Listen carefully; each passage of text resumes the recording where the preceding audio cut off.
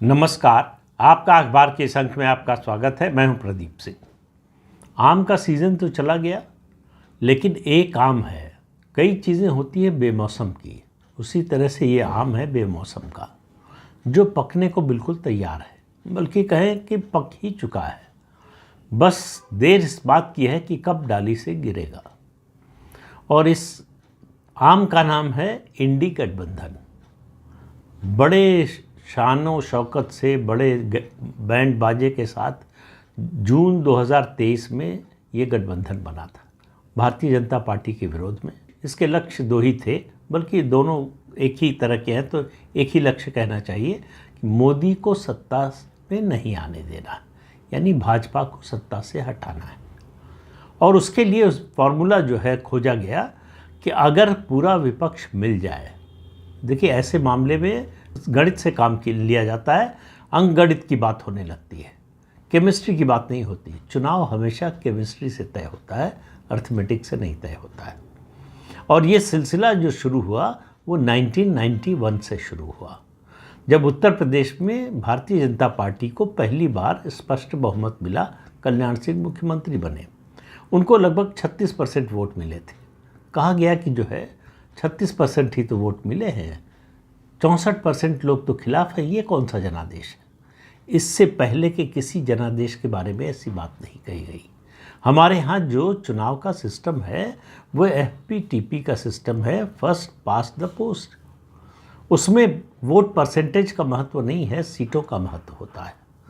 लेकिन जब भी बीजेपी जीतती है तब ये अंकगणित का मुद्दा उठाया जाता है। किसी ने नहीं कहा कि आज़ादी के बाद से अब तक किसी लोकसभा चुनाव में किसी पार्टी को, जवाहरलाल नेहरू से लेकर मनमोहन सिंह की सरकार बनी और अब नरेंद्र मोदी की सरकार बनी है, तो नरेंद्र मोदी को छोड़ देते हैं क्योंकि हमला तो उन्हीं पर और भाजपा पर है। जब राजीव गांधी को 414 सीटें 1984 में मिली थी, तब भी 50% वोट की सीमा क्रॉस नहीं कर पाए थे। तो इसका मतलब क्या, उनको जनादेश नहीं मिला था? इसका मतलब 50% से ज़्यादा लोग तो उनके खिलाफ ही थे, खिलाफ ही वोट दिया था। तो ये अंकगणित का इस्तेमाल होता है भारतीय जनता पार्टी के खिलाफ। तो इसलिए जो है बार बार इसका इस्तेमाल होता है। जब अटल जी की सरकार बनी तब भी ये प्रश्न उठा, लेकिन मनमोहन सिंह की सरकार बनी तब ये 10 साल तक प्रश्न नहीं उठा कि उनको कितने % लोगों का वोट मिला और कितने % कांग्रेस के खिलाफ वोट गया। इसका सवाल किसी ने कभी नहीं उठाया। तो मनमोहन सिंह को जनादेश मिला था, अटल बिहारी वाजपेयी और नरेंद्र मोदी को जनादेश नहीं मिला। ये बताने की कोशिश होती है लगातार। तो इसी अर्थमेटिक के चक्कर में, इसी अर्थमेटिक को आधार बनाकर गठबंधन बनाया गया कि बीजेपी को जितने % वोट मिलते हैं, यानी लगभग 37% जो 2019 में मिले थे, इसका मतलब है 63%, 63% लोग खिलाफ हैं मोदी के, भाजपा के। तो अगर हम सब एक हो जाएं तो मोदी को हटा सकते हैं, बीजेपी को हरा सकते हैं। वैसे ये ऐसा नहीं कि कांग्रेस ही करती है, ये कोशिश एक बार विपक्ष भी कर चुका है, और वो है 1971 का चुनाव, जब महागठबंधन बना था। ग्रैंड अलायंस उसका नाम था। सारे विपक्षी दलों ने मिलकर ये तय किया कि हमारा वोट बढ़ जाता है, यानी कांग्रेस विरोधी वोट जो है वो बढ़ जाता है। अगर वो गोल बंद हो जाए तो फिर हम सब एक हो जाएं तो कांग्रेस को हटा सकते हैं, इंदिरा गांधी को सत्ता में आने से रोक सकते हैं। जब नतीजा आया तो ग्रैंड अलायंस की बुरी तरह से हार हुई, बम्पर बहुमत से इंदिरा गांधी की जीत हुई। तो ये अर्थमेटिक काम नहीं करता। इसी अर्थमेटिक के तहत 2019 में समाजवादी पार्टी और बहुजन समाज पार्टी का गठबंधन हुआ, उसमें RLD भी थी। ये तीनों पार्टियां मिल जाएंगी तो उत्तर प्रदेश में बीजेपी सफा हो जाएगी, उसका पूरी तरह से सफाया हो जाएगा। नतीजा ऐसा आया नहीं। समाजवादी पार्टी 2014 में भी 5 सीट पर थी, 5 पर ही रह गई। हाँ, बहुजन समाज पार्टी को फ़ायदा हुआ, 0 से 10 पे पहुंच गई। और बीजेपी का नुकसान इतना हुआ कि वो 71 से 63 सीट पर आ गई। इससे ज़्यादा का कोई नुकसान हुआ नहीं। ये उदाहरण साबित करते हैं कि चुनाव में अर्थमेटिक एक सीमा के बाद काम नहीं करता, उसकी बहुत सीमित भूमिका होती है, लेकिन वो चुनाव का नतीजा नहीं बदल सकता। केमिस्ट्री बदल जाए तो चुनाव का नतीजा बदल सकता है, जैसा कि 2015 में बिहार में हुआ, जब जनता दल यूनाइटेड और आरजेडी और कांग्रेस मिले। तब जो केमिस्ट्री बनी उसमें अर्थमेटिक भी शामिल थी और बीजेपी बुरी तरह से हार गई। तो 2023 में जब ये गठबंधन बना तो उसके पीछे उद्देश्य ये था कि बीजेपी के खिलाफ हर प्रदेश में, यानी पूरे देश में, एक के खिलाफ एक उम्मीदवार, यानी भाजपा के खिलाफ विपक्ष का एक उम्मीदवार खड़ा किया जाए तो हम जीत जाएंगे। और गठबंधन का इतना हल्ला मचाया गया कि जैसे मतलब लोकसभा चुनाव का नतीजा आ गया हो। तब से लेकर गठबंधन की जितनी भी बैठकें हुई, हर बैठक में कोई न कोई विवाद हुआ, कोई न कोई नाराज़ हुआ। तो प्रथम ग्रासे मक्षिका पात वहीं से शुरू हुआ। लीडरशिप किसकी होगी, फैसला नहीं हो पाया। इस गठबंधन का नेता कौन होगा, फैसला नहीं हो पाया। कौन सी पार्टी इस गठबंधन को लीड करेगी, फैसला नहीं हो पाया। कांग्रेस सबसे बड़ी पार्टी थी गठबंधन में, फिर भी उसको नेतृत्व करने का मौका नहीं मिला। क्यों? क्योंकि गठबंधन के जो दूसरे दल थे उनको राहुल गांधी का नेतृत्व मंजूर नहीं था। और ये कोई छिपी बात नहीं थी, बैठक में स्पष्ट रूप से कहा गया। इसी तरह से जब ममता बनर्जी ने प्रस्ताव रखा तो उसको राहुल गांधी ने नकार दिया। तो कुल मिलाकर हुआ ये कि अंदर अंदर लड़ाई चलती रही, ऊपर से एकता का दिखावा होता रहा। तो 28 राज्य हैं अपने देश में। एक 29वां राज्य था जम्मू कश्मीर, जो यूनियन टेरिटरी हो गया, तो 28 राज्य बचे। 28 में से केवल 6, सिर्फ 6 राज्यों में गठबंधन, इंडी गठबंधन मिलकर चुनाव लड़ा। कौन कौन से राज्य? उत्तर प्रदेश, महाराष्ट्र, बिहार, उसके अलावा दिल्ली और झारखंड। इन 6 राज्यों के अलावा, और इन 6 राज्यों में भी बिहार में तो सबसे इंटरेस्टिंग बात हुई, नीतीश कुमार, जो बाकी गठबंधन के उनके साथी कह रहे थे बीजेपी को 200 से नीचे ला सकते हैं अगर ये गठबंधन अगर सफल हो गया। नीतीश कुमार का कहना था 100 के नीचे भी ला सकते हैं, और वो नीतीश कुमार चुनाव से पहले पाला बदलकर फिर बीजेपी के साथ आ गए। तो बिहार में माइनस नीतीश कुमार इंडी गठबंधन रहा, आरजेडी, कांग्रेस और उसके अलावा लेफ्ट पार्टीज़ का। तो ये सिर्फ 6 राज्यों में भारतीय जनता पार्टी के खिलाफ विपक्ष ने एक उम्मीदवार अपना खड़ा किया। उसमें भी ऐसी पार्टियां थी, मतलब जैसे आम आदमी पार्टी, जिसने दिल्ली में गठबंधन किया, पंजाब में नहीं हुआ। कांग्रेस नहीं चाहती थी गठबंधन करे, क्योंकि कांग्रेस वहाँ लग रहा था कि आम आदमी पार्टी से ज़्यादा मजबूत है, ज़्यादा अच्छी स्थिति में है, और थी भी। इसी तरह से तमिलनाडु में हुआ। तमिलनाडु में पहले से तय था, और तमिलनाडु में कांग्रेस पार्टी डीएमके के बिना वहाँ पर कुछ नहीं है। लेकिन उसके अलावा इंडी अलायंस एक गठबंधन के रूप में और कहीं इन 6 राज्यों के अलावा नहीं लड़ा। अब परिस्थिति बदली 2 बार उसके बाद से। बीच में तो जो कुछ होता रहा। उसके बाद जब 4 जून 2024 को लोकसभा चुनाव का नतीजा आया, तो कांग्रेस की सीटें बढ़कर 99 हो गई 53 से, और बीजेपी की 303 से घटकर 240 हो गई। तो उस समय एक नया यूफोरिया कि हमारी सरकार बन सकती है। और कहा गया हमने अभी सरकार बनाने का दावा नहीं किया है, जैसे दावा करते तो बन जाती है। और कहा जाने लगा कि ये सरकार तो 5 साल चलेगी नहीं, मोदी को तो गठबंधन सरकार चलाने का अनुभव नहीं है, उनके जो सहयोगी दल हैं वो साथ नहीं देंगे। बातचीत करने की कोशिश की गई नीतीश कुमार और चंद्रबाबू नायडू से कि वो इस गठबंधन की तरफ आ जाएं। ऐसी कोई सफलता मिली नहीं, बल्कि उसका नतीजा ये हुआ कि नीतीश कुमार और चंद्रबाबू नायडू और ज़्यादा मजबूती के साथ भारतीय जनता पार्टी और नरेंद्र मोदी से जुड़ गए। तो इसके बाद से लगातार जो है ये दिखाने की कोशिश होती रही। अब देखिए हार में को कैसे जीत में दिखाने का नैरेटिव बनाया जाता है, वो इस गठबंधन और ख़ास तौर से कांग्रेस ने किया। ऐसा लगा कि राहुल गांधी बस प्रधानमंत्री का चुनाव जीत गए हों, जैसे डायरेक्ट जो है चुनाव हुआ हो प्राइम मिनिस्टर का और राहुल गांधी जीत गए हों। सिर्फ 99 सीटें जीतने वाला 543 में से लोकसभा की, वो अपने को जीता हुआ विजेता के रूप में बताकर देश और दुनिया में घूमने लगा।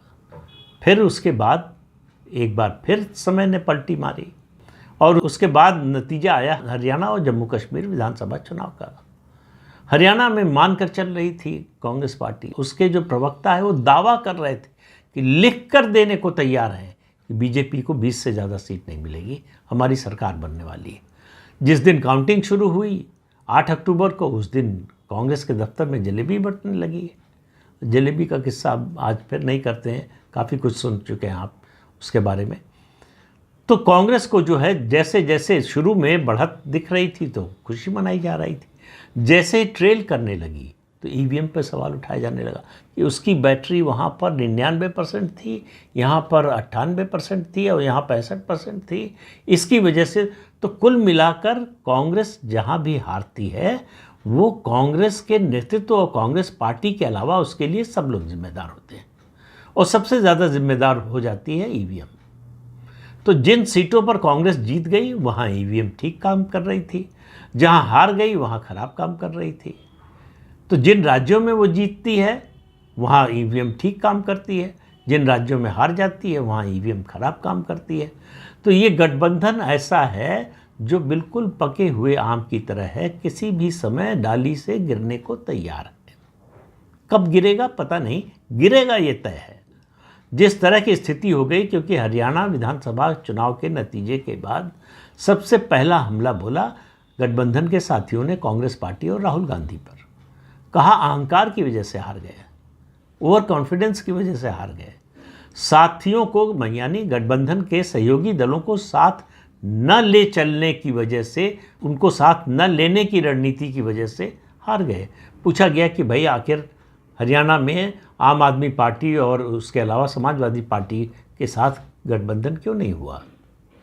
तो इस तरह की बातें उठने लगी और हमला सीधा सीधा कांग्रेस पार्टी पर। जो लोग भाजपा के खिलाफ लड़ने के लिए एक हुए थे वो इकट्ठा होकर अब कांग्रेस पार्टी से लड़ रहे हैं, राहुल गांधी के खिलाफ खड़े हैं। तो जो 4 जून 2024 को लग रहा था कि राहुल गांधी पूरे विपक्ष के नेता हो गए हैं, वो फिर से हो गया है कि वो सिर्फ कांग्रेस के नेता रह गए हैं। और गठबंधन के जो साथी दल हैं उनमें से कोई उनको मानने को तैयार नहीं है, नेता उनका नेतृत्व स्वीकार करने को तैयार नहीं है। उनके नेतृत्व को लेकर सवाल उठाए। एक तो बात होती है कि आप नेतृत्व स्वीकार करने को तैयार ना हो, दूसरी बात ये होती है कि उनके नेतृत्व की क्षमता पर सवाल उठाएं।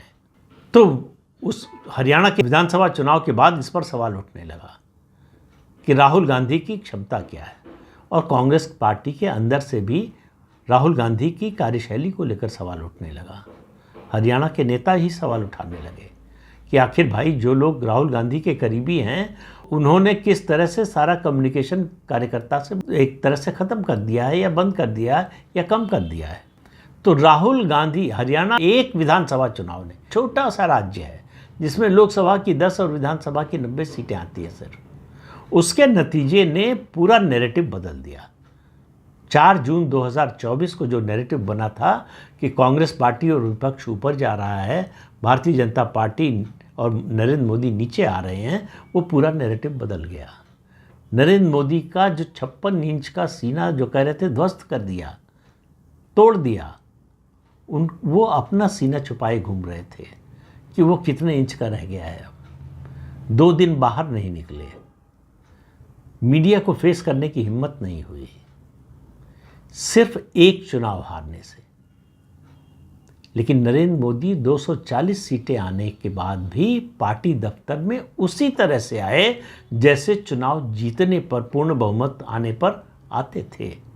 ये फ़र्क है आत्मविश्वास और ओवर कॉन्फिडेंस में, ये अंतर है। कांग्रेस पार्टी को ये मान कर चल रही थी, वो वैसे तो वो बहुत समय से मान कर चल रहे हैं। 2014 में भी उनको उम्मीद थी, 2019 में तो बिल्कुल उम्मीद थी कि गठबंधन की सरकार बनने जा रही है और कांग्रेस के नेतृत्व में बनेगी।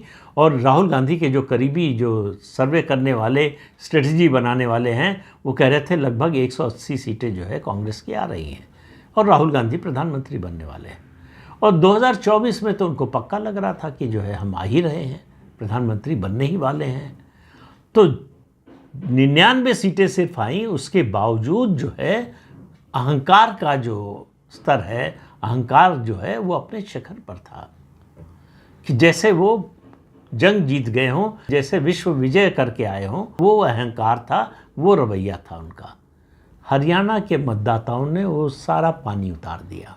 पानी ही नहीं उतारा, सारे जो उनके मुद्दे थे उनको भी उतार दिया। और चढ़ूनी ने जो बयान दिया है अभी, उससे तो और पोल खुल गई है कि ये किसान आंदोलन कांग्रेस के लिए किया जा रहा था, कांग्रेस की ज़मीन तैयार करने के लिए।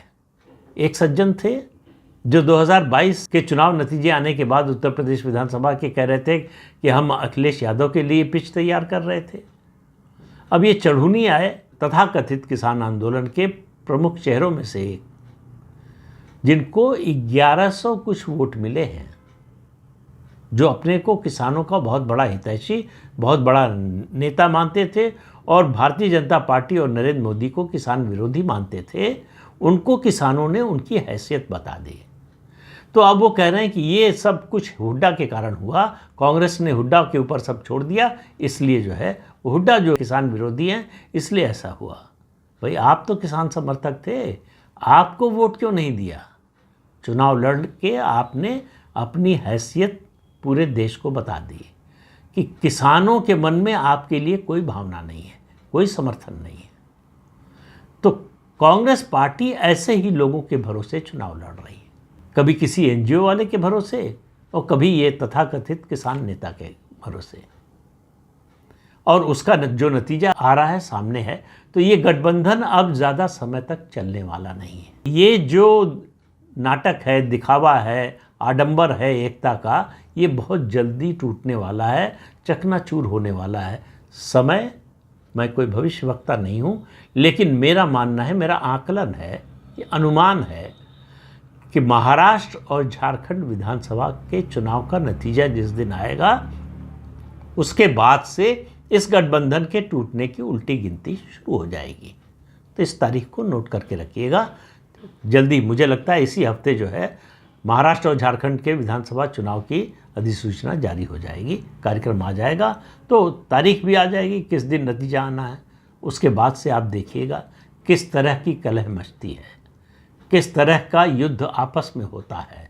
अंतर कलह जो है ये इंडी गठबंधन की, उसका असली स्वरूप जो है आपको उस दिन दिखाई देगा। तब तक इंतज़ार कीजिए, मैं भी करता हूँ। तो इस अंक में इतना ही, अगले अंक में फिर मिलेंगे किसी नए मुद्दे के साथ। तब तक के लिए अनुमति दीजिए। आपसे अनुरोध है कि ये चैनल देखिए, शेयर कीजिए, लाइक कीजिए और सब्सक्राइब ज़रूर कीजिए। नमस्कार।